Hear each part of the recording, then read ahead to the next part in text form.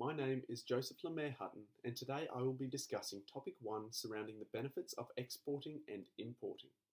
With runway shows across the world, a global community of designers, and an equally global set of production pipelines, fashion draws inspirations and practical roots from a process grounded in imports and exports.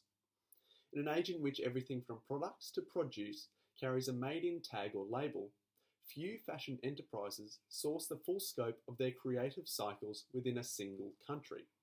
As such, I'll be exploring the potential benefits of importing and exporting when considering the Australian fashion brand Cotton On. Cotton On has competed within the fast fashion value market segment for over 29 years. They follow a vertically integrated model with 500 suppliers and 330 factories, mainly in China and Bangladesh. And they operate internationally, having headquarters, subsidiaries, and distribution centres around the globe. The company rely heavily on importing and exporting in the movement of raw materials and finished goods between countries. These practices possess numerous benefits for the company. Most notably, the utilisation of importing provides Cotton On the potential power to save a tremendous amount of money. Specifically, the utilisation of importing finished goods and employing foreign workers, opposed to producing raw materials locally and employing domestic labour, reduces the company's production costs, meaning the reduction in payroll and material costs through contracting with foreign suppliers and fabricators could create opportunities for increased profits and lower wholesale prices.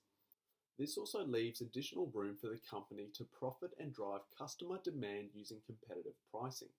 However, as fashion is a creative, evolving industry, importing has advantages beyond its tangible financial benefits. Importing can provide further benefits for Cotton On through the distribution of different countries' latest fashion trends to their customers without having to wait for domestic production to catch up to changing styles. Likewise, they can use importing to find the new raw materials they need to produce original works that would be impossible using only domestically sourced materials.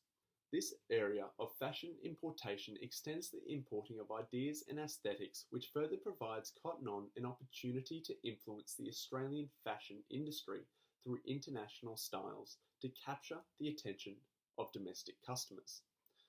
Moving on now to exporting, which is another key element of Cotton On's supply chain, which can provide potential benefits. Through the employment of exporting goods, the company could significantly expand their market and diversify, leaving them less dependent on Australia. Specifically, exporting can lead a company to larger economies of scale and better margins. However, a unique benefit exporting can have on a brand such as Cotton On is the expansion of their product's life cycle.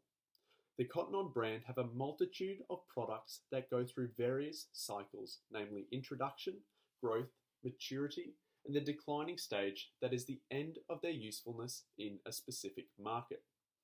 Once the product reaches the final stage or maturity in a given market, the same product can be introduced in a different market where the product has never been seen before. This method of exportation is highly beneficial for a large fashion brand as it compensates for seasonal demand. When Cotton On's clothing goes out of season domestically, it provides them the opportunity to sell their products in foreign markets during different seasons. This not only saves the company money on product testing, but also cuts down on the multitude of original products and designs the company produce to reach customers' satisfaction. Ultimately, most global industries do rely heavily on both importing and exporting, and the fashion industry is no different. For Cotton On, they both possess potential benefits that complement their current supply chain. Clearly, exporting is advantageous for both larger and smaller companies as it requires a relatively low level of managerial commitment and dedicated resources, whilst importing can provide comparative advantage. Although there are many complexities that come from importing and exporting, I hope this presentation shed a light on some of the key benefits. Thank you.